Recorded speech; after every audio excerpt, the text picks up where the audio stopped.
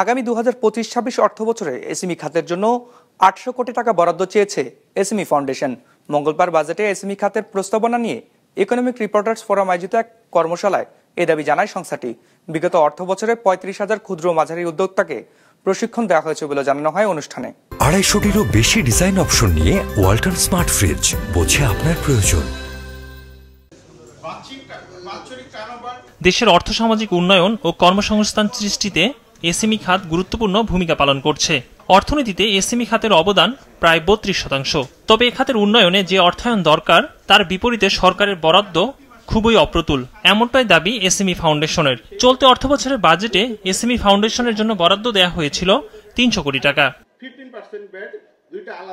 আসছে বাজেটে এই বরাদ্দের পরিমাণ বাড়ানোর দাবি জানায় সংস্থাটি ইআরএফ আয়োজিত এক কর্মশালায়, যেখানে এসএমই খাতের জন্য আরো 500 কোটি টাকা বাড়িয়ে দাবি করেন প্রতিষ্ঠানটির চেয়ারপারসন। অর্থাৎ সব মিলিয়ে 800 কোটি টাকা বরাদ্দর দাবি জানান তিনি।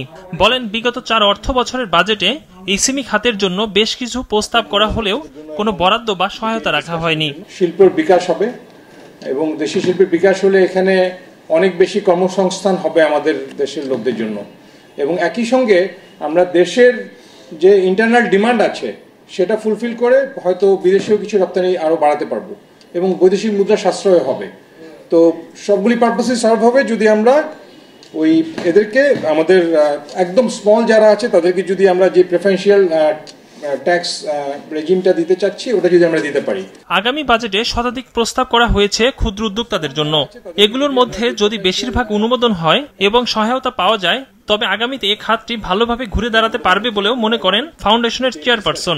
যেগুলি আসলে এসএমইদের জন্য ট্যাক্স বান্ধব হবে বেশি এবং ওনাদের জন্য উদ্যোক্তা বান্ধব হবে, এগুলি যাতে অ্যাকসেপ্ট হয় এবং একই সঙ্গে যদি ট্যাক্স ব্রেক দেওয়া দরকার এবং একই সঙ্গে যেই শিল্পে আমরা দেশে স্বয়ংসম্পূর্ণ সেই জিনিসগুলি দেশ থেকে আনতে আমরা যদি অ্যাডিশনাল ট্যাক্স ইম্পোজ করতে পারি তাহলে ডেফিনেটলি দুইভাবে ওনাদের পারপাসটা সার্ভ হয়।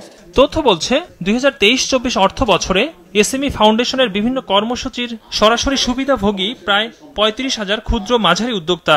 তাদের মধ্যে পুরুষ ও নারীর সংখ্যা প্রায় সমান, যার মধ্যে শিক্ষার্থী ছিল 10%। ইকরামুল ইসলাম খান, বিজনেস রিপোর্ট, মাছরাঙ্গা টেলিভিশন।